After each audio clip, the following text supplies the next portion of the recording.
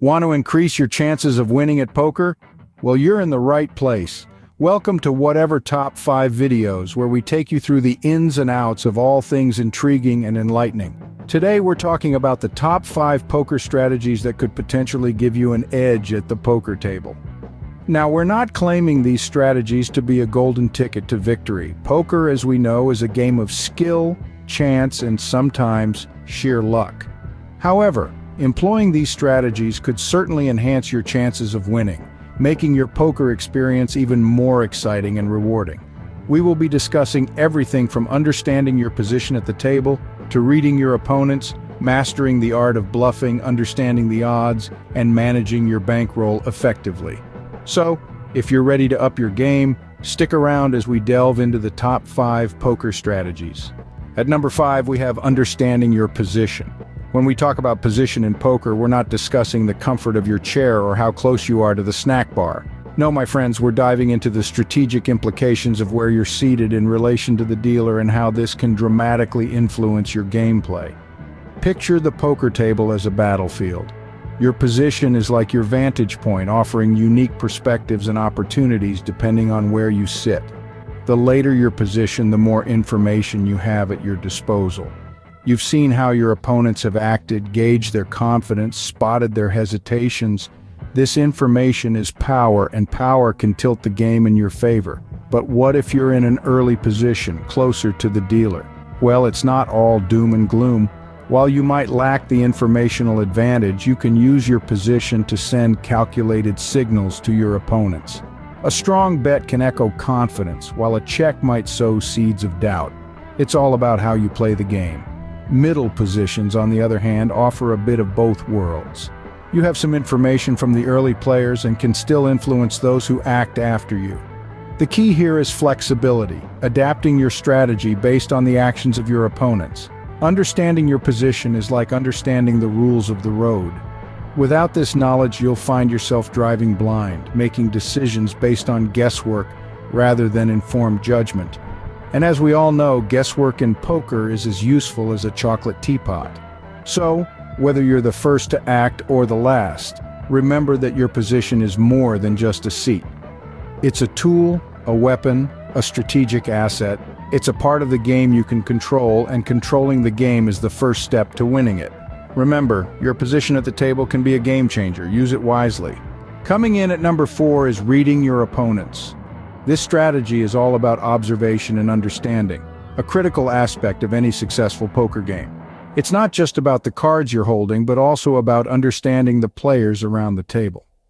Every player has a unique set of behaviors, tells, and betting patterns that can offer valuable insights into their hand and overall strategy.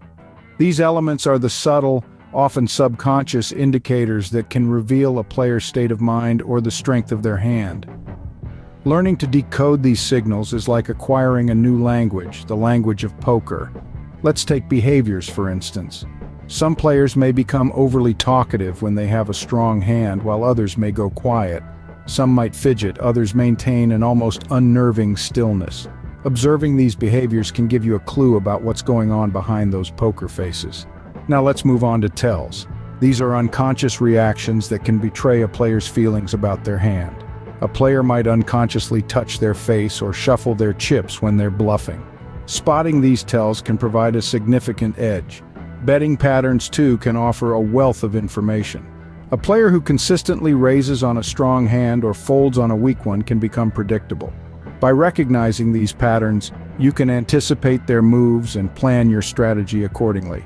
But remember, observation alone isn't enough. You have to understand what you're seeing and use that information to make strategic decisions. It's about putting together the pieces of a puzzle to form a clear picture of your opponent's strategies. It's also worth noting that the most effective players not only read their opponents but also manipulate their own behaviors and tells to mislead others. So while you're busy reading your opponents, don't forget to control what they're reading from you. So keep your eyes peeled and your mind sharp. Your opponents can be your greatest resource. Up next at number 3, we have mastering the art of bluffing. Now we're entering into the territory of the mind games that make poker such a captivating pursuit. Bluffing in its simplest form is about deception. It's the art of convincing your opponents that your hand is stronger or weaker than it actually is. But why is bluffing so important in poker? Well, it's because poker isn't just about having the best hand at the table, it's also about convincing the others that you do. And that's where bluffing shines. When used correctly, bluffing can turn a losing hand into a winning one. It's the wild card that keeps your opponents guessing, never quite sure if you're holding a full house or a complete dud. Now, how do you bluff effectively? For starters, it's not about lying through your teeth at every opportunity. Far from it. Effective bluffing is about picking your moments. It's a calculated risk, taken after careful observation of your opponents and the state of play. You see, a good bluff can be as simple as a confident bet, a steady gaze, or a casual comment. It's about creating a narrative, a story that your opponents buy into. You're not just playing your cards, you're playing the players. You're manipulating perception, sowing doubt, keeping everyone off balance. But here's the catch. Bluffing is a double-edged sword. Overdo it, and you'll quickly lose credibility. Your opponents will catch on, and your bluffs will fall flat. That's why it's crucial to use bluffing sparingly. It should be just one tool in your poker arsenal, not the entire strategy. And remember, the best bluffs are the ones that are believable. If you've been playing it safe all night and suddenly go all in, it's likely to raise eyebrows. But if you've been steadily upping the ante, a big bluff might just be believable.